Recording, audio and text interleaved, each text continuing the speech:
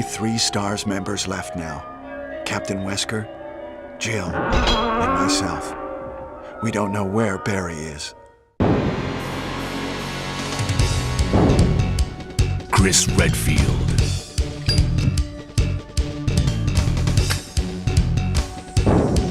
Jill Valentine.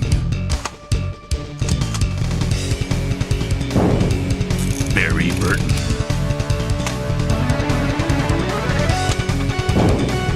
Rebecca Chambers. Albert Wesker.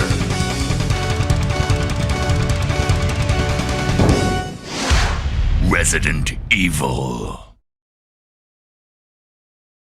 Hello, motherfuckers. It is me, Andrew fucking Gilliland, here. It's been a while, my friends. I apologize. But here is a new episode of House of Gilliland. It is...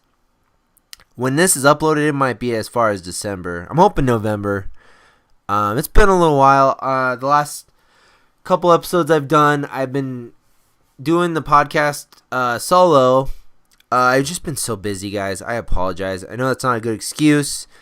I've kind of failed at this podcast, much like I failed at my filmmaking career. There's always room for improvement, my friends. I guess I haven't failed. I don't know. I'm a little drastic with stuff. I'm actually... Okay, so when I started this podcast, when I did the first couple episodes, I was in a down moment in my life. I wasn't doing good. I was very depressed. My girlfriend and I at that time had just gone through a miscarriage. I got laid off from my job. And so I moved back in with my parents, and I was just fucking bummed. I think I was 28 or 29 at that time. I was 28, and I was bummed out. And then I went to Reno for a little while, and anyways, I just realized I'm making more money right now than I have ever made in my life. I'm not making a lot, but I'm making more money right now than I did when I was in the military for 4 years. When I worked on a Navy base for a while. I'm making more money than I ever have, which is badass. Like, that's such a cool feeling. And once I get my degree, I'll be making even more money. So my financial problems won't be as severe. I won't be sleeping on people's couches and bumming my way through life as I have been doing for the last decade. I have my moments when I'm doing okay, but I'm doing better right now than I have ever done as an adult. That's a cool feeling. And it's good timing because my son's about to be born. My baby's mom is 3 centimeters dilated. I know that's a bit much information for people who don't know me, but yeah, my baby's mom's vagina is 3 centimeters open at this time, which is cool. It means my son's coming soon. I'm hoping he's into the movie stuff as much as me because I still want to make movies. And now that I finally have money, I can try and continue on. It's something I'll always try. I don't know what will come of it, but maybe get more into special effects. I don't know what I'm gonna do. I'm just working on my degree right now and working my job, and I like my job, and I can't believe I'm making more money than I ever have in my life. That's crazy to think about. And I'd like to start, now that I have the internet going again. I don't have the internet as of the recording of this podcast.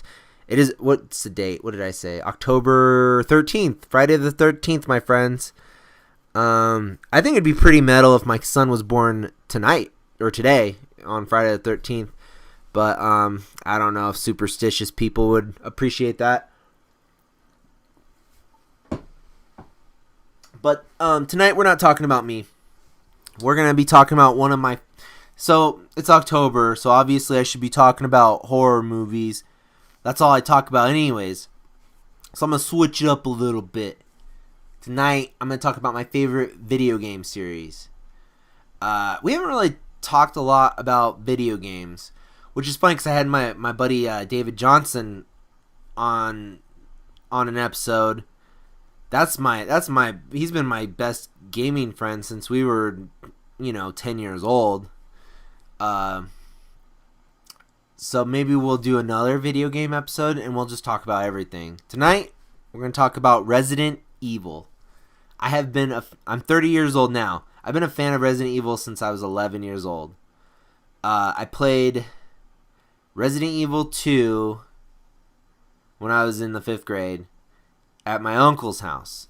He had a PlayStation. The PlayStation I had, you had to prop the lid open with a paper clip because it was Japanese. The PlayStation was Japanese, and the games, in order to read the American games, I'd have to put the special disc in there, and in order to swap the disc out with the game, after it read that, the thing needed to be open.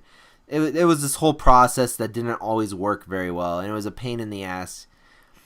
Anyways, my uncle had a good PlayStation, and I played Resident Evil 2 for an entire night. I got all the way up to when you blow up the alligator in the sewer, and I was just amazed. That was the first time I wanted to be a gamer. I mean, I always played video games, but I was like, oh wow, there's horror movie games out now. This is gonna get out of control. I was blown away. So I had a Nintendo 64, and Resident Evil 2 came out for that when I was probably about 13. So I begged my parents for that, and that was my first Resident Evil 2 on the Nintendo 64, and I played that game over and over. I think you had to play it 3 times as Leon and 3 times as Claire to unlock the 4th survivor, and then there was the 4th survivor, only you're playing it as a piece of tofu, and you only have a knife. You had to play it a shitload to get to all that. I was obsessed with that game. So Resident Evil 2 is my introduction to the series. From this point on, I'm gonna just go through the whole series. I have the only games I have out on display are my Resident Evil games, so I can just go from left to right. The first Resident Evil, I didn't play all the way through. I played it, but I didn't really get into it. I played Resident Evil 2 and 3 when I was a younger kid. When I was in high school, when Resident Evil 4 came out, my 18th birthday was right. I think I got Resident Evil 4 on my 18th. I had paid for it, but it came in the mail, which was perfect. I got that, and I got the original Resident Evil. So I played Resident Evil 4 and the original Resident Evil right around the same time. Resident Evil 1, I love the intro to that game, possibly more than any intro to a video game ever. It's got this it came out in the mid-90s, and it's live action. And just when it's introducing the characters, there's flames and explosions and shit, and it's just so over the top cheese that it's perfect for me. As one of my favorite movies is Return of the Living Dead. Return of the Living Dead, I love Evil Dead 2. I love camp, I enjoy just silly stuff, especially from the 80s and the 90s. I would say Resident Evil, the original one, is probably the scariest out of the series. I played Resident Evil 2 at a young enough age to where I was a little spooked, but I remember playing Resident Evil as an adult. I was 18. That scared me. I was scared to go around the corner and stuff, and it wasn't the jump scares are great, whatever. Jump scares don't, I was scared to go. It was the feeling that you get. I don't know if any of you have been in a war zone before, but you don't know what the fuck is going to happen. Anything can happen, and that's one of the only games I can really think of where I was scared to open the door and see what was gonna happen next. It was it was a fear in my heart, That's pretty cool. That's it for me. As far as the whole series go, the original Resident Evil is the scariest game. And at this point, I played it so many times, I'm not really that scared of it anymore. But I would definitely say the original one was the scariest. So in that game, you play. Do I really need to fucking describe the entire game? Most of you have probably played Resident Evil. If you haven't, it's if you love horror movies and you're watching this, go check out Resident Evil. I'm sure you can emulate it now, but or get a download on the PlayStation Network or some shit. You're basically 2 cops, and you're special forces cops. And you get sent out to this cabin, or this big mansion in the woods. Cabin, sorry. You get sent out to this mansion, and you're investigating. There was another team there, so you're investigating what happened to that team of special cops. So you're Bravo unit. Alpha unit's missing. And you uncover these secrets in this mansion. You find out it was built by a crazy guy, and there's a zombie outbreak, and there's monsters, and you end up going down into a cave underneath the mansion, and then you end up in underground like lab, and you fight like a giant snake, and there's all these monsters, and there's a bunch of conspiracies, and people are double crossing each other, and you're uncovering all your dead friends, and it's a really cool story for a video game at that time. Still one of my favorite stories. So Resident Evil 2, the main character in Resident Evil 1 is Chris Redfield, and then there's Jill Valentine. In Resident Evil 2, you play as Leon Kennedy, who's a brand new cop. And he's a cop at the mansion's in the woods next to a place called Raccoon City. So in Resident Evil 2, you're in Raccoon City. And this cop is arriving to his first day on the job, and he finds that Raccoon City has been infested with zombies. And then the other character in that one is Claire Redfield. So a cool thing that the original Resident Evil did was there's two storylines. They're very similar in the original Resident Evil. Resident Evil 2, the two separate storylines they're intertwining, but the two separate storylines are a lot more drastically different. And Resident Evil 2, by the way, Resident Evil 2 is my favorite video game of all time. That's my number one game. I love Resident Evil 2. Although not as scary as the first Resident Evil, it's fucking fun. It's so fun. And it's creepy. It's got good atmosphere. Resident Evil 3 is really fun. You're playing as Jill Valentine in this one. It kind of does away with the different stories. You play as her counterpart, and that is Umbrella Soldier, which is kind of cool. But he doesn't have his own separate story. You just kind of play through as Jill.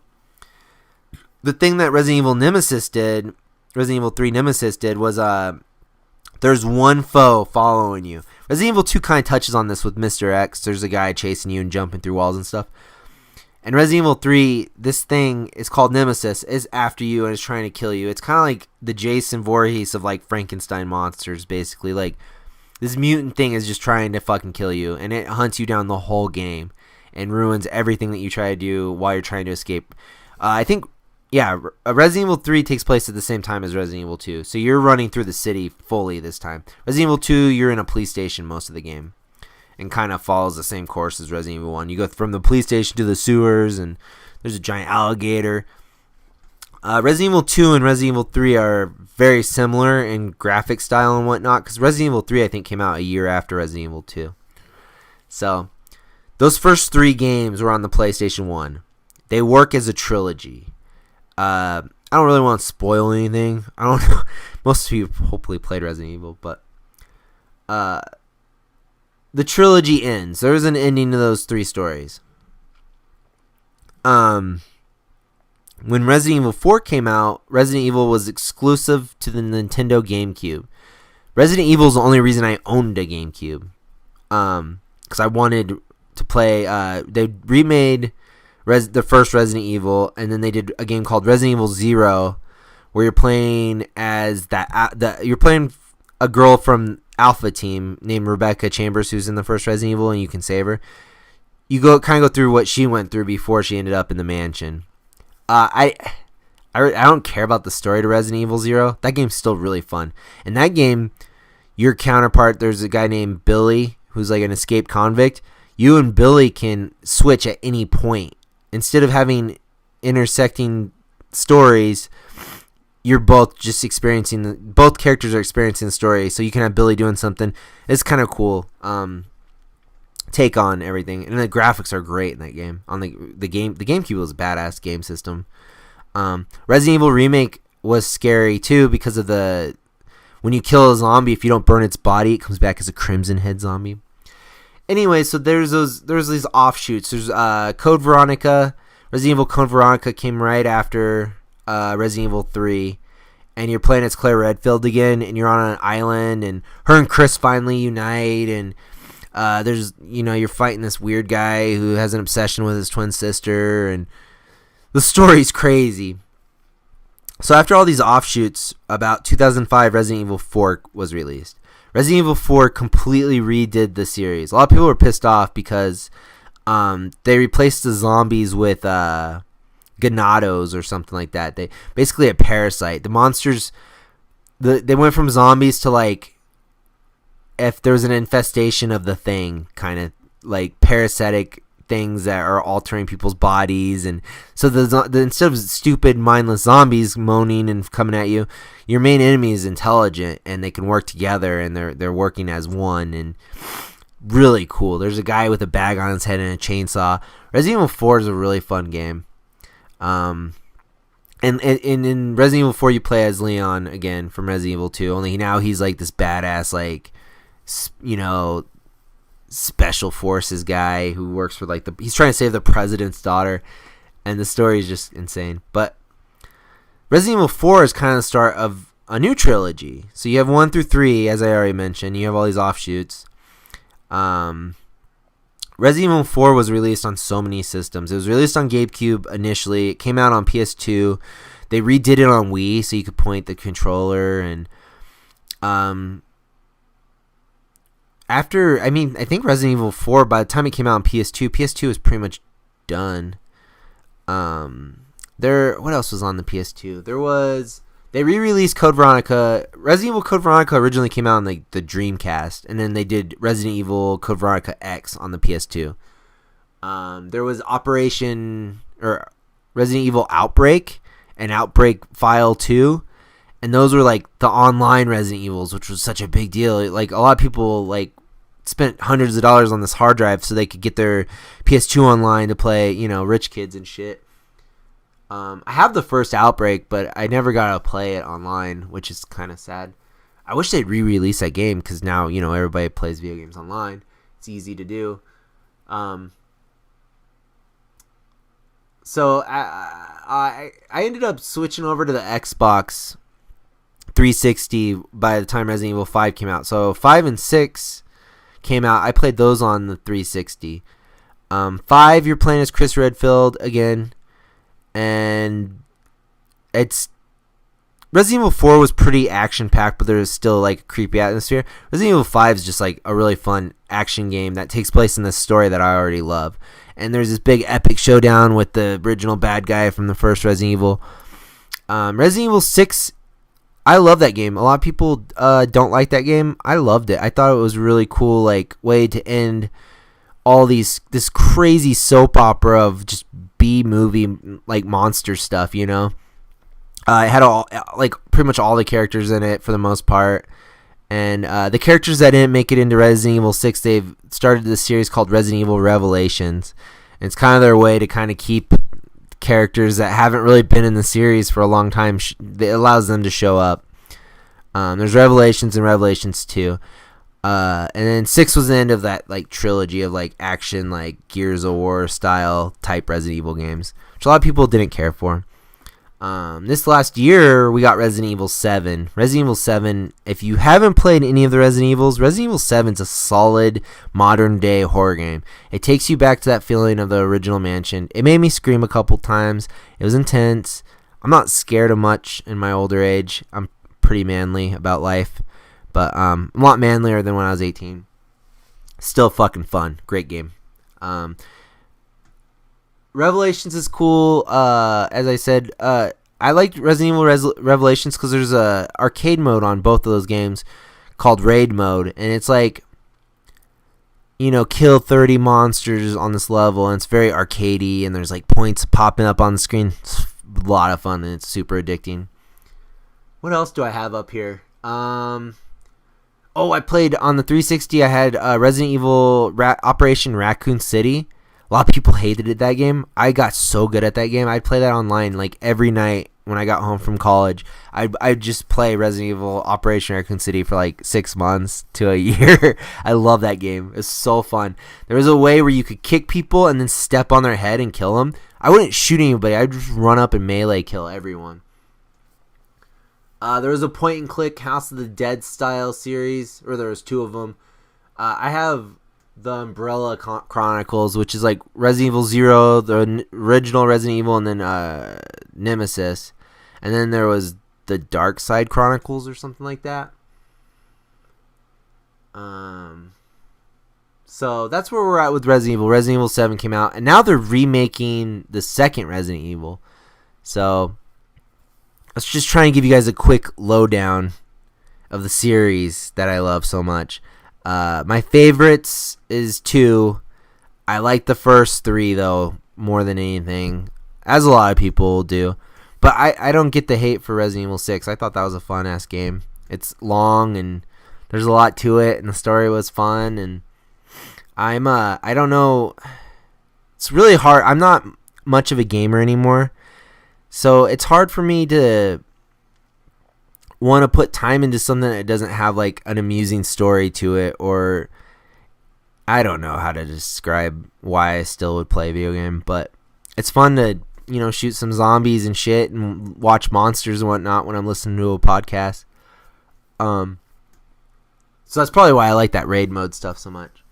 I also have on my shelf the first 6. There's 7 altogether. S.D. Perry wrote Resident Evil novels back when I was a kid, and I was super into those. I didn't get the 7th one because by the time that came out, I was like 18, but I didn't care about reading that shit anymore. But I just realized S.D. Perry is the daughter of what's his fucking name? Well, her dad's obviously has the same last name. The guy who writes the Net Force books for Tom Clancy. Tom Clancy doesn't write Net Force. I'm getting extra nerdy right now. I used to read this series called Net Force, and it was like when the internet first started, and these guys are like special, like they protect the internet from internet terrorists. Her dad writes that shit. I just realized that. There's some information on this podcast that maybe 100% of you didn't know. You're welcome. Check out Net Force. Those Resident Evil books are solid, though. I just started reading through the first couple a couple months ago, and they're still good. I love those books. Another cool thing about the Resident Evil series is Capcom does Resident Evil, right? They did a series called Dino Crisis. There's 3 of those. I did not play the 3rd one, but it's Dinosaurs in Outer Space, which is a very pimp idea for a video game. Dinosaurs in Outer Space. Great. Genius. But the first Dino Crisis is fun. It's Resident Evil with dinosaurs, velociraptors and shit. The main girl's hot. I forgot her name, but she's a babe. She's got red hair. She's got a machine gun and shit. She's fighting dinosaurs. The second Dino Crisis was more arcadey. You kind of run through an area. You get points when you shoot. It's fun, but it's not. I really like that first one. The first one was more Resident Evil-y. Resident Evil-ish.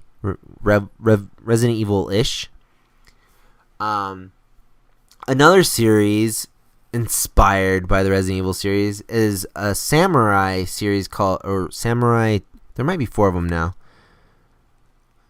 Anyways, Onimusha. Onimusha is samurais fighting zombies and demons. It's a lot of fun. And then the final series, and probably my favorite out of the offshoots of Resident Evil, I guess you call them offshoots, was Devil May Cry. I believe Devil May Cry was the original Resident Evil 4 was like, I think you're fighting ghosts or some shit as Leon, and it was just different. And I think they were working on it for, I don't know if they were working on it for the Nintendo 64. I know the original Resident Evil 0 was being initially developed for the Nintendo 64, and then they revamped it for GameCube. But something happened with Resident Evil 4. You know what? I think they were working on it for the PS2. Anyways, Devil May Cry ended up coming out. Devil May Cry is a really fun like action game, and it has that Resident Evil vibe, but it kind of became its own thing. It's more arcadey, and you do combos when you're fighting the demons and stuff. It's fun. There's 5 of those out now. And as like Onimusha, I have the first Onimusha. I have the first Dino Crisis. I don't give a fuck about the rest of those games, really. But more recently, the original guy who did the first Resident Evil, the first couple, I think he did 1, 2, and 4 or something. Anyways, he did a game called The Evil Within, and this month The Evil Within 2 just came out. I haven't had the chance to pick that up, but The Evil Within is a great game. It's a lot like Resident Evil 4, I guess. But it's fun. It's fighting monsters in your own head, basically, and it gets crazy towards the end. You really realize oh, you're in this guy's brain and you're fighting these fucking demon things in his head. Hence the evil within. That game is so over the top, gory and violent that I wasn't really scared when I was playing it. I was just kind of like, wow, that's gross. Oh, that's disgusting. It's a cool game, though. I like how in The Evil Within, you're going to die a lot in that game. But the screen just turns red, and it just backtracks you a couple steps. Oh, okay, don't fucking do that. It's a fun game. It's really hard. Resident Evil, also, the main man, Paul Anderson, he did the film adaptation to Mortal Kombat, which is one of my favorite movies when I was a kid. I loved Mortal Kombat. The original Mortal Kombat was really good. Where were we at? We're at 25. I've been rambling on for 20. See how much I love Resident Evil? Paul Anderson has been making fucking Resident Evil movies since, 2001 or some shit. I was so excited for the first Resident Evil movie. And then I'm happy because I heard initially, before I saw the movie, I wasn't able to be let down by this fact, but when they were working on the movie, George Romero had written a script. And I've looked at that script since then. That script would have been so badass. As a fan of the series story, I would have appreciated a movie. I think I read in a magazine, I think PSM or some shit, they basically let me down easy in the magazine, hey, this movie's not from the game. It's in the same world, but he's doing his own thing. With that said, I have an appreciation for that film, and I ended up watching it a lot. I like that movie. That first Resident Evil was cool because I grew up in the 90s. When I was a kid, zombie movies kind of petered out in the early 90s. There's not very many good there's some zombie movies, and there's a lot of independent zombie movies that came out in the 90s. But George Romero didn't release a zombie movie. He had released a movie every decade from the 60s, 70s, 80s, and then there was nothing in the 90s. And then he did Land of the Dead in the 2000s. But so the 90s was kind of lacking for that genre. And then Resident Evil kind of brought on the onslaught of zombie movies. That's been happening since. We're almost 20 years since the original Resident Evil came out, and we're 16 years past the original Resident Evil, and it's there's been a fucking slew of zombie movies. I credit Resident Evil and 28 Days Later. Those are the two movies that came out, and then I feel like everybody and their grandma has made a zombie movie. There was a remake of Dawn of the Dead, and then Shaun of the Dead came out, and then just fucking millions of zombie movies that people like, really good zombie movies. Land of the Dead came out in 2005. The Ford brothers did a movie called The Dead, which is really cool. There's just a whole slew. More recently, Train to Busan, which is a Korean zombie movie. Highly recommend that movie. I haven't really had the chance to talk about Train to Busan. Anyway, so there's this whole fucking series of Resident Evil movies. And Paul Anderson ended up marrying Mia Jovovich. And Jovovich. There was Resident Evil Apocalypse. What was the second one called? Resident Evil Apocalypse was the second one. That's Nemesis is fighting her, and he ends up being Max from the first movie. I don't know how I remembered his name, but that's amazing because I haven't seen that movie in a long time. Resident Evil Extinction, which I started I like the first two Resident Evil movies, but Extinction was whatever. They're it's like Mad Max with zombies, which is kind of cool, I guess, if you're into that shit. I'm running out of time. Ow.